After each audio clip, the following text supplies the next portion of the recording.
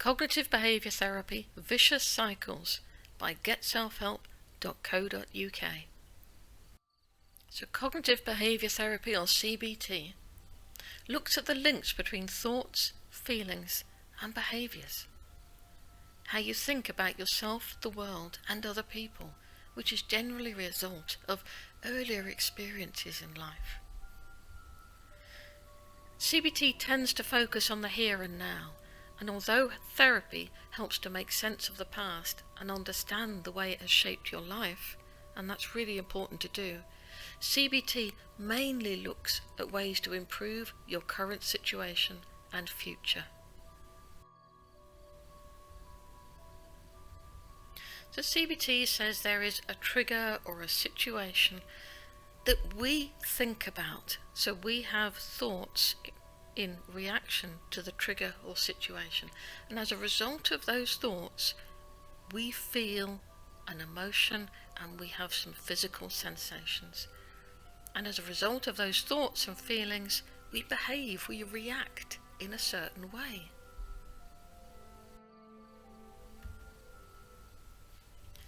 We tend to think that in response to an event, we feel emotion or behave in a certain way. Now Epictetus, a Greek-born Roman slave in the 1st century, said, "Men are disturbed not by things, but by the view they take of them."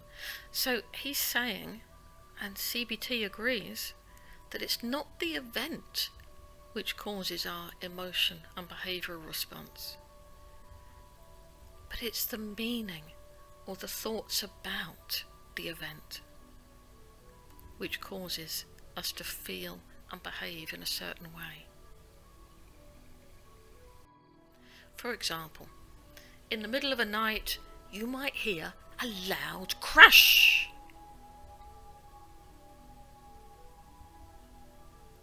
So if you think, "Oh gosh, there's an intruder, they might come and hurt me," you're going to feel frightened.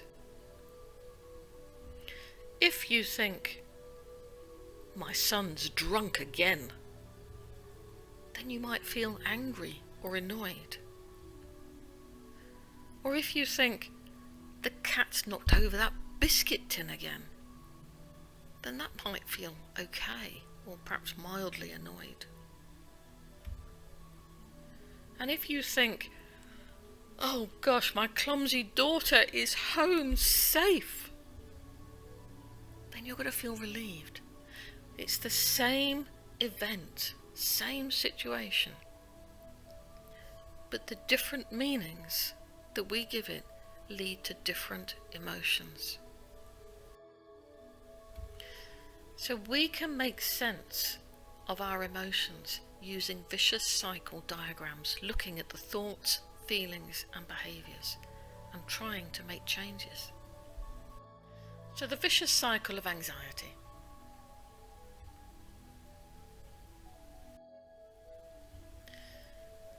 There is a trigger, whatever that trigger is. It might be a thought, it might be a feeling, it might be an external event. With anxiety, the thoughts are generally something bad is going to happen and I'm not going to be able to cope.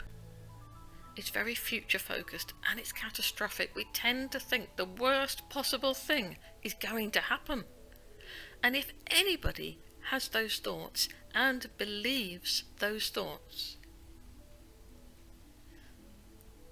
we're going to feel anxious, terrified, panic-stricken.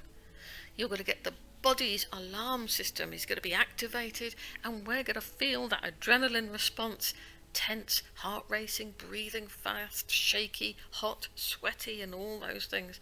Really unpleasant feelings which seem to confirm, oh God, something bad really is happening. We want to get rid of these feelings. We want to stop these feelings.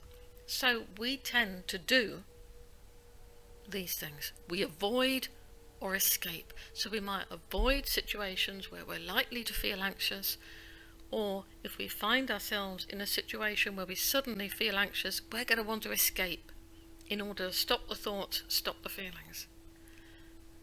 So we might not go out, we might avoid going to the party at the weekend, we might make excuses, we might try to leave early, or we use what we call safety behaviours, things that help us cope in that situation. So if I did go to the party, I might hide away in the corner and drink more, for instance. And if I keep doing these things, if I keep avoiding those situations, that's going to reinforce the negative thoughts that I have. And so we're going to stay in that anxious cycle, and we're going to get caught up, and that's what we mean by a vicious cycle. It seems like we can't escape from it.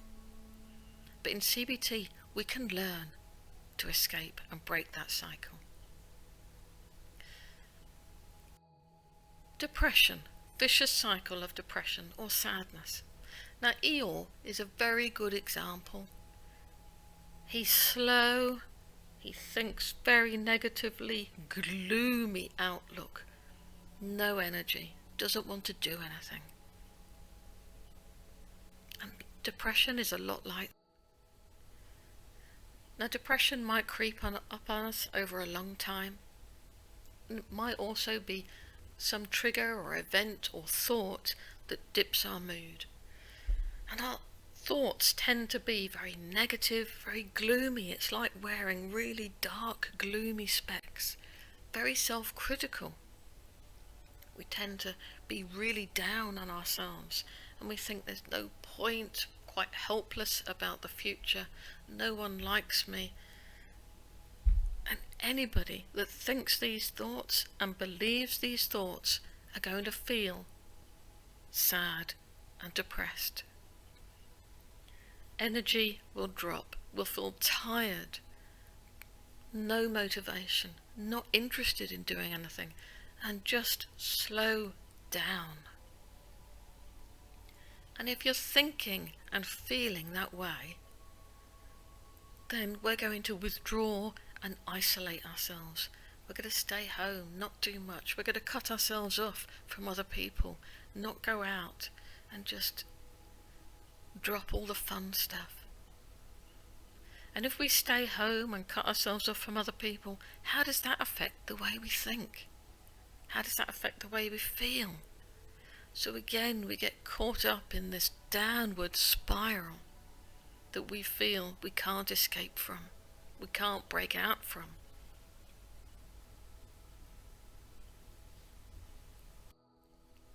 The vicious cycle of anger.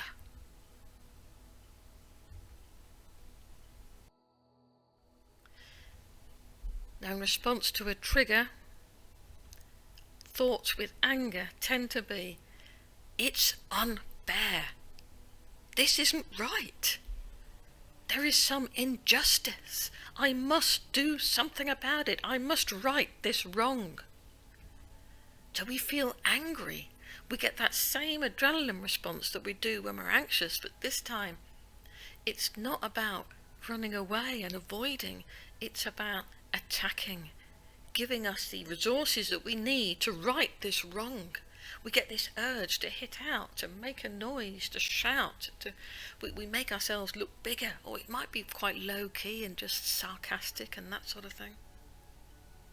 And if we keep responding in that same way, then nothing is going to change. The vicious cycle of stress. All these emotions are normal. They are normal responses to thoughts. Everybody feels anxious, and they have a purpose, you know. It's good to feel anxious sometimes. It gets us away from danger. The trouble is, sometimes our mind tricks us into thinking there is danger when there really is none. The vicious cycle of stress. Everybody gets stressed at times. Stress is about too many demands being made on us, and we don't have the resources to cope. So in response to a trigger, we tend to think, there's too much to do, there's not enough time, it's out of control, I can't cope. So we feel very stressed. We get that drip feed of adrenaline and cortisol, the stress hormone, which results in these horrible physical feelings all the time, tense, headaches, forgetful and all that sort of thing. So what do we do? Well, if we haven't got enough time, then we might try and make more time at work in order to try and fit in everything we've got to do. Or we might think, God, I can't cope with going to work at all and just stay home. You might avoid and put things off. There's lots of different things. You might sleep more, sleep less, drink more, smoke more, shout, argue, less family or fun time. It affects us in all different ways. And if we don't make any changes in the way we think and in the way we behave, then nothing is going to change. So we need to understand our vicious cycle to help us to make positive changes. We need to break the cycle. And we can break the cycle by thinking differently, by changing the way we think, and doing differently, changing the way we behave.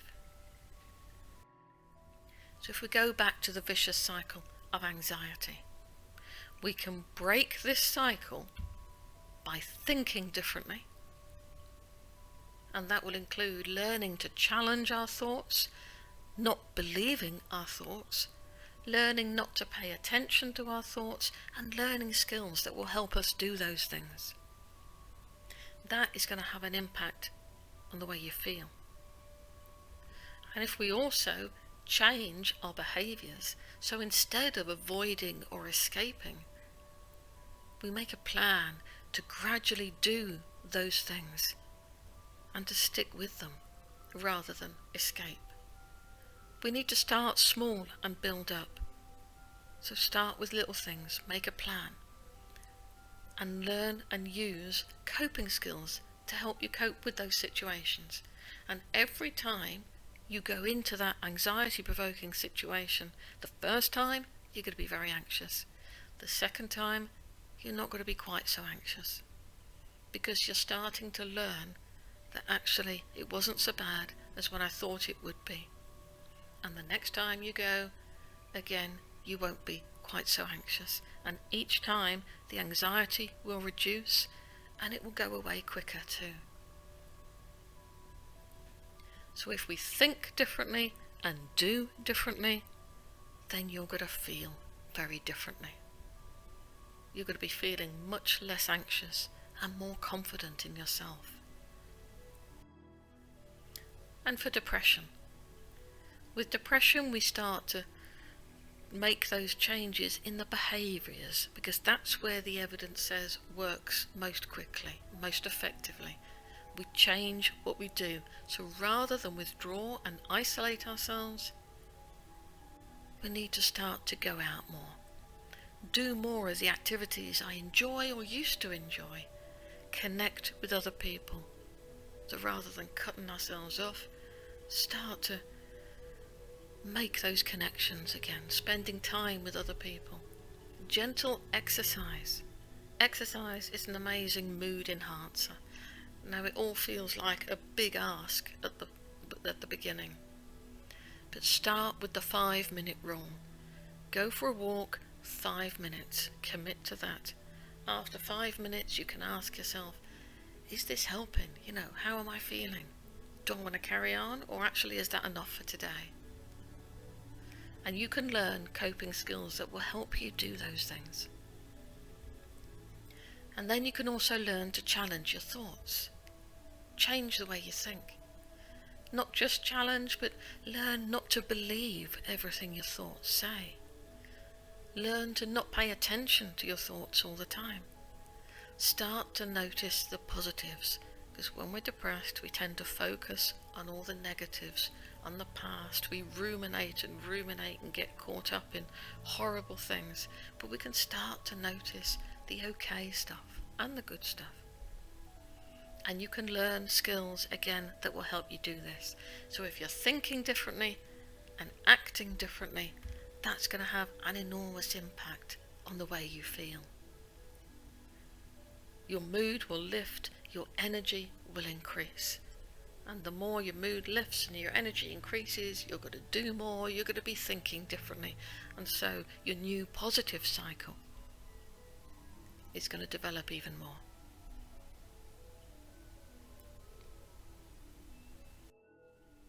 So visit the webpage get.gg/problems.htm. Then click on the name of the problem, whether it's depression or anxiety or stress or anger or any of the individual anxiety disorders such as OCD or panic. And then follow the self-help guide, follow those steps.